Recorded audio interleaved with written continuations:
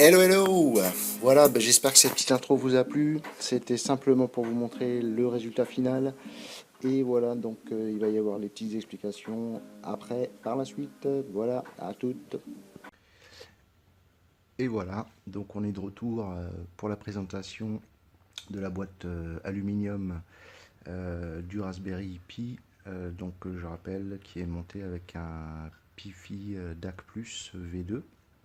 Donc là, on voit d'ailleurs les sorties, les deux sorties RCA, la prise jack. Donc là, en bas, c'est le Raspberry parce que c'est monté. Vous allez voir après comment c'est monté. L'ancien jack du Raspberry, l'HDMI et l'entrée. Donc classique. On retrouve ici nos entrées classiques. Voilà. Donc on va pas expliquer. Il y a tous les trous.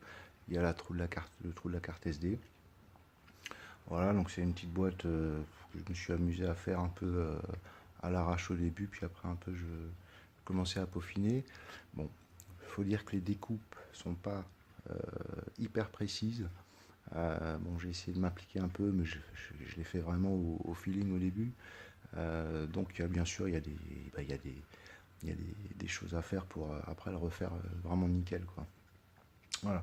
Donc au-dessus, j'ai acheté une petite grille sur un petit site chinois à 5 balles.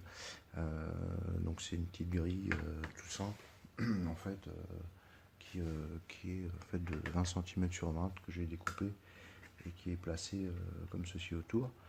L'aluminium, c'est ce qu'on voit là en dessous. C'est une plaque de métal achetée chez Leroy Merlin. Donc ça coûte 15 balles, ça coûte rien. C'est vraiment bien, c'est assez fin, hein, donc ça fait quelques millimètres. Donc c'est découpé. Moi je l'ai fait avec une scie sauteuse, avec bien sûr une lame spéciale pour les métaux. On peut le faire, je pense, avec d'autres choses, peut-être avec une scie circulaire à métaux, une scie à onglet à métaux notamment, ce sera beaucoup plus précis. Voilà, moi j'ai pas le matos, bon, bref quoi. Et, on peut effectivement améliorer la chose.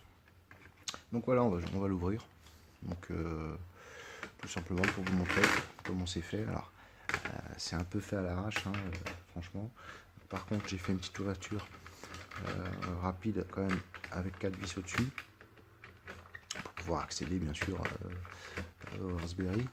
Donc bien entendu, donc c'est les seules vis d'ailleurs qui sont vraiment réelles entre guillemets, parce que vous allez voir que j'ai un peu triché pour le reste. Tout ça pour gagner de la place en fait, hein, parce que vous voyez c'est vraiment il y a vraiment zéro place en plus, et donc j'ai dû réduire vraiment l'espace intérieur pour arriver donc à ça. Alors donc je vais peut-être accélérer ça parce que c'est un peu relou, c'est relou, mais on y arrive. Voilà, et donc je sais pas si vous voyez bien, donc voilà, on peut tout simplement sortir le ventilo. Donc le ventilo, vous voyez, c'est fixé. J'ai des attaches, hein, d'ailleurs je vais les sortir. Ici je vais vous montrer comment j'ai fixé le ventilo. J'ai mis des petites cosses ici. Voilà. Donc ventilo, franchement la grille toute simple. J'ai mis un peu d'époxy sur le côté pour fixer la grille. C'est plaqué et découpé sur les chaque coin pour enrouler le pourtour, quoi. Les petites vis, elles sont simplement collées, c'est pour de la déco. Voilà, donc petit câblage pour arriver sur le rasp. Donc pour info, le ventilo, comme il n'y a plus de GPIO qui sont dispo, et ben tout simplement je l'ai branché sur des GPIO donc, qui étaient libres, qui sont ces deux en fait, hein, qui sont pas utilisés par le DAC. Voilà, tout simplement, hein, par le DAC+. Donc là on le voit bien, on voit bien ce que c'est. Pi-Fi DAC+ V2. Donc voilà comment ça s'est passé. Donc j'ai fait mes découpes. Ici on voit c'est des petites équerres en fait que j'ai découpées dans de l'alu pareil. Alors c'est ça, hein, c'est une baguette en alu qui coûte 5 balles. Et donc on découpe des petites équerres. Bon, moi je les ai découpées franchement vite fait. Voilà, on peut faire bien sûr du travail beaucoup plus propre et précis. mais je trouve que le résultat est déjà pas mal pour un premier test, quoi, hein, pour un premier jet. Alors voilà, donc ce que je voulais vous dire au départ, je voulais bien sûr faire un petit trou et visser l'ensemble, bien sûr pour avoir une solidité exemplaire, hein, donc faire des coins, mais je me suis rendu compte qu'en fait j'avais pas la place, notamment devant, pour mettre à la fois les vis et passer le Raspberry, quoi.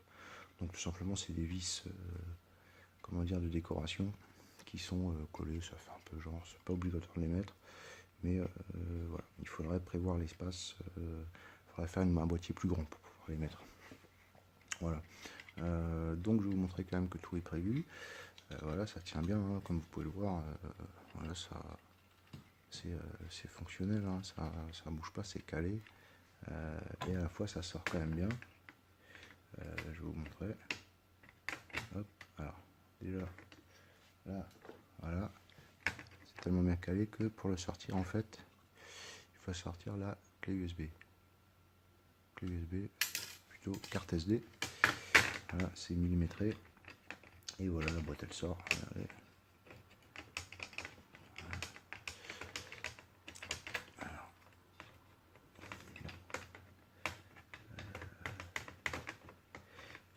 Bien sûr, je l'ai coincé. Voilà, c'est bon. C'est bon, ça sort. Et voilà. Donc, on voit bien donc le Raspberry en dessous, qui est donc le DAC+, qui est un peu poussiéreux d'ailleurs, qui est monté au-dessus. Donc, plus je rappelle, c'est la carte son qui va donner vraiment un son plutôt excellent, ce que vous avez écouté avant, mais c'est vraiment franchement du bon son, hein. Moi je suis vraiment content de ce truc. Voilà, donc on peut jeter un petit coup d'œil à l'intérieur. Bon, comme dit, c'est vraiment artisanal. Voilà, là c'est des petits bouts de double face où j'ai laissé donc le scotch au-dessus pour vraiment pouvoir caler au millimètre, hein. Donc ça c'est les deux petites cales pour caler la carte. C'est vraiment pour vraiment que ça bouge plus. Voilà, il y a des petites cales là, il y a des petites cales un peu partout. J'ai mis du double face pour essayer de caler aussi. Donc là, on voit les équerres, hein, qui sont là, ici, ici il y en a en fait partout, hein, donc tous les angles. Donc j'en ai mis, c'est un peu sauvage, mais effectivement de l'extérieur, on voit pas. Comme dit, c'est un premier jet. Par la suite, on peut faire un truc vraiment carré, propre, super stylé. Voilà. Pour les côtes, ici, parce que là, c'est ça c'est là où on passe du temps. Comment j'ai fait les trous? Eh ben, tout simplement, un petit forêt HSS, donc le plus petit possible, hein, 1 mm, 2 mm, et après 2-3 mm. Et ensuite, voilà, des petites limes de précision, donc qui ont un peu toutes les formes, carrées, rondes, semi-circulaires. Et donc, en gros, donc j'y allais au fur et à mesure jusqu'à ce que je tombe sur la représentation parfaite, quoi, des deux. Voilà, en tout cas ce qui me plaisait. Et voilà, donc ces codes, je vais quand même les donner, hein, les mettre après sur, sur le blog. Elles ne sont pas tout de suite dispo parce qu'il faut encore que je fasse tout ça bien, mais elles seront données bien sûr par la suite. Voilà, pareil, hein, pour pouvoir caler bien sûr tout centré. Donc je vais vous montrer comment on le remonte, franchement c'est vite fait. Tac, et on va carrément le replancher entièrement et faire une petite démo. Voilà, donc il y a une façon de le faire. C'est quand même étudié, hein. Hop, ça rentre. Non, c'est pas dedans. Alors, donc ça c'est le stress de la vidéo, ça. Pourquoi il veut pas? Est-ce que il y a un truc que j'ai pas mis, que j'ai pas passé? Je vais essayer de le ressortir. Voilà, c'est bon. Hop. Et donc voilà, donc c'est dedans. Franchement, d'habitude, je mets vraiment 10 secondes. Je sais pas pourquoi ça a coincé pour sortir. Pour l'instant, c'est la vidéo. Et puis les dents, on relâche le ventilo.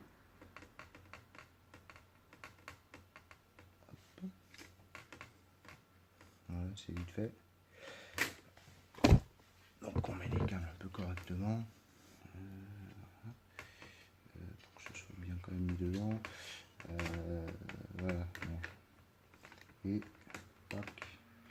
Voilà, on referme. Et pareil, donc là ça c'est des vraies vis.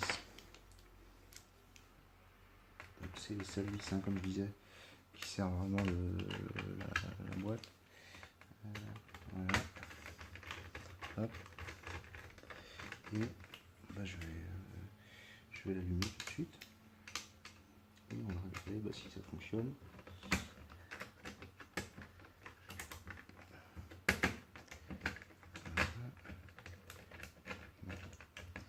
Là, je pense que je vais y aller au moment où je vais passer tout ça, quoi.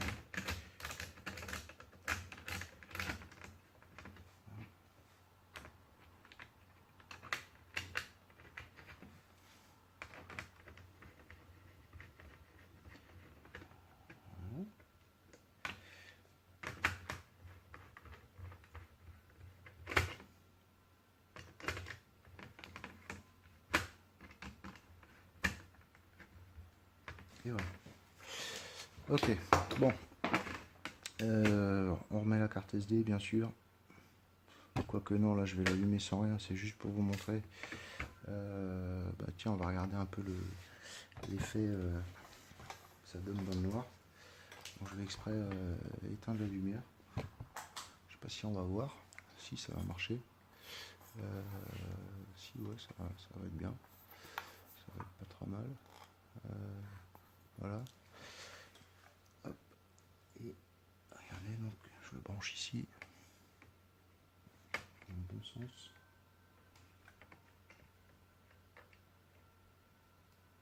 Et voilà. C'est parti. Alors. On entend un petit bruit, comme vous le constatez. Je ne sais pas si vous l'entendez dans le micro, mais il y a un petit bruit, effectivement. Il y a un petit bruit quoi, dans le micro, quoi. Bon, c'est pas grave.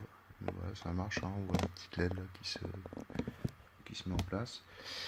Et bon, bah, faudrait que je le fasse fonctionner.